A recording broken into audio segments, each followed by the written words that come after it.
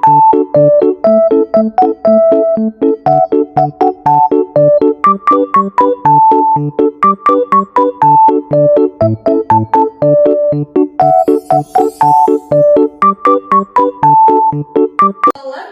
біздің сабағымыз болымды және болымсыз жетістік. Бүгінгі сабаққа көңіл күйіңіз қалай, балалар? Жақсы. Ал балалар, үйге қандай тапсырма берді? Кім айтады? Ясно. Бірінші жаттығу шақыру қағазын жазу. Тапсырмасына кім дайын? Ал келе ғой, Бағдәулет. Құрметті класс, сені желтоқсанның 22-сі күні сағат 12:00-де болатын туған күніне арналған дастарханға шақырамын. Ой, жарайсың. Отыра ғой. Келесі үй тапсырмасын кім жалғастырады? Мен. Келе ғой, ал Асылай айтамыз. Құрметті Үнжу, сені наурыздың 17-сі күні сағат 12:00-де болатын балалар театрына шақырамын. Ой, келесі Бекзат жалғастырады үй тапсырмасын. Құрметті Арман, сізді наурыздың 8-сі күні сағат 12:00-де мектептегі ануар кешіне арналған концертке шақырамын. Жарайсың, өте жақсы. Айнұр жалғастырамыз. Құрметті Аяна, мен сені 22 наурыз сағат 1:00-де болатын байқауға шақырамын. Өтетін жері мектеп ауласы, келіңіздер, күтеміз. Ой, жарайсың. Келесі Аягүл үй тапсырмасын оқимыз. Кәусар, сені наурыздың 17-сі күні сағат 11:00-де болатын еңбек ардагерлерімен кездесуге шақырамын. Ой, жарайсың. Өте жақсы. Өткен сабақты шолу жазайық. Қолшатыр әдісі арқылы, мына жерде сендерге берілген тамшылар арқылы осы жердегі сұрақтарға жауап берейік. Келе қойыңдар, сұрақтарға жауап береміз. Есім дегеніміз не? Заттың атын білдіріп, кім не, кімдер нелер деген сұрақтарға жауап беретін сөздерді зат есім дейміз. Мысалы, әке, кім, әке, оқушы, кім, оқушы. Ой, жарайсың. Келесі Бекзат. Туынды зат есім дегеніміз не? Негізгі түбірден болған зат есімді негізгі зат есім дейміз. Мысалы, көз, ана, бала, тағы басқалар қойылады. Келесі туынды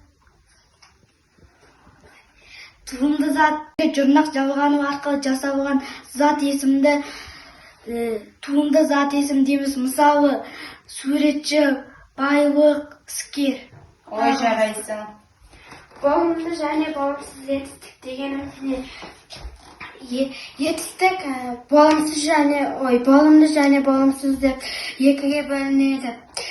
Болымды етістік жаз.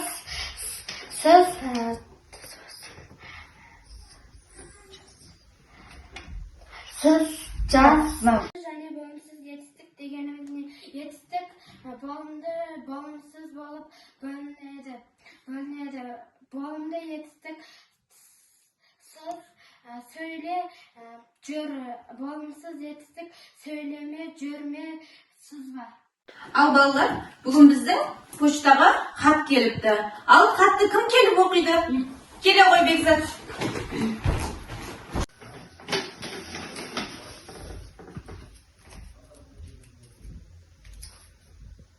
Оқушылар жоспар сызбаны қолдана отырып тірек сөздер арқылы әңгімелеу мәтінін салыстыра сипаттау мәтінін көмекші сөздер арқылы пайымдау мәтінін құрап жазады. Ой, жарайсың. Яғни бүгінгі бізге келген хат осындай екен. Ал Бекзат отыра ғой. Оқулықтағы 42-ші жаттығуға қарайық. Асылай Қанекей мәтінді оқимыз. Бейбарыс Сұлтан. Баяғы заманда бейбарыс деген кішкентай бала болыпты. Жаугершілік кезінде соғысқан елдің адамдары оны артынан мінгізіп алып кетеді. Оны құлдыққа сатып жібереді. Сөйтіп ол бүкіл өмірін араб елінде өткізеді. Бейбарыс ерекше бала болып өседі. Өзінің мықтылығының арқасында бір күндері патша болады. Бейбарыс сұлтан атанады. Bir күні қартайған шағында ер кезіп жүріп көзі бір түп жусанға түседі. жұлып алып иіскейді. Кенет көз алдына еміс-еміс болып есінде қалған туған жері елестейді. Жусанды бойтұмардың ішіне салып алады. Елін сағынған сайын жусанды иіскеп мауқын басады. Балалар, мәтінді түсіндік па балалар? Мәтінді түсінген болсақ, мультфильм кейіпкерлерін таңдау арқылы осы мәтіндегі сұрақтарға жауап берейік.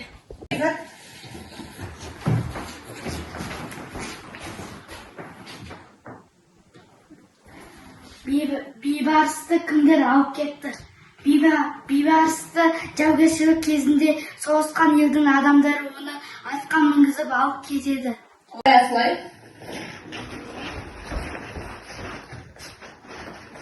Қалай ойлайсың, ол қандай қасиеттеріне байланысты патша болды? Ол өзінің мықтылығының, ақылдығының арқасында патша болды. Келесі кейіпкерді Бағдәулет таңдаймыз.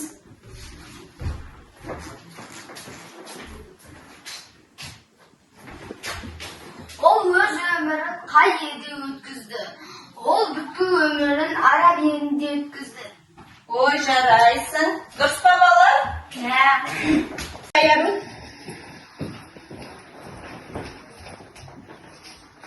Бейбарыс қандай бала болды? Бейбарыс ерекше бала болды. Ой, жарайсың. Айнұр.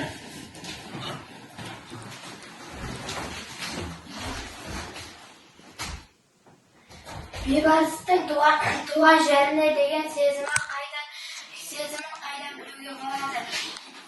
Елін сағынған сайын жусанды иіскеп мауқын басып үшін. Ой, жарайсың. Балалар, тапсырмамызды орындап болсақ, сергіту сәтін жасап алайық. Ал қанеге орнымыздан тұрып, бір сергіп алайық.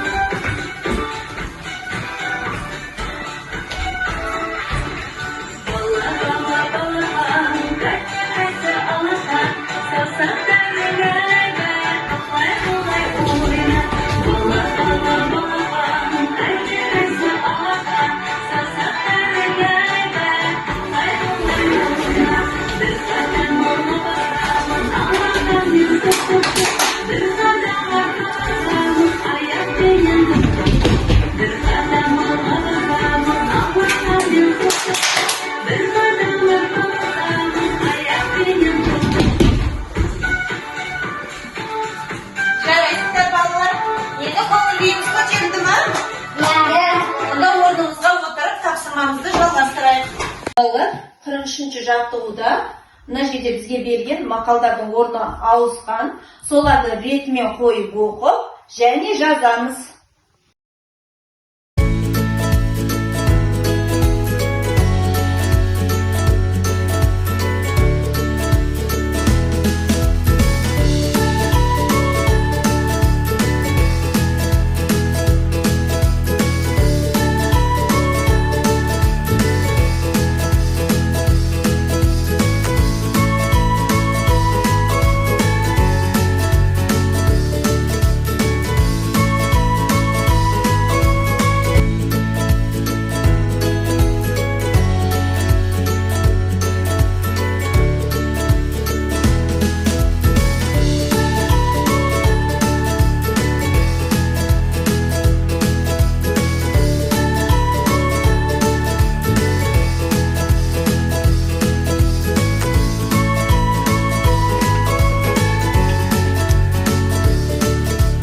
Балалар, bir çok sıraması mı bakalım?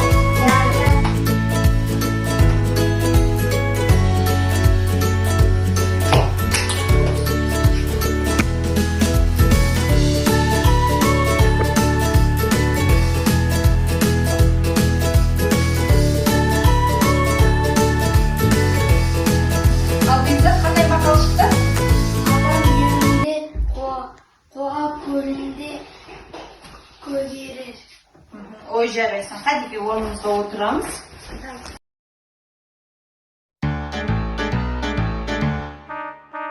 Балалар, бүгінгі сабақты қорытындылап, мына берген тапсырмаларды орындап шығайық.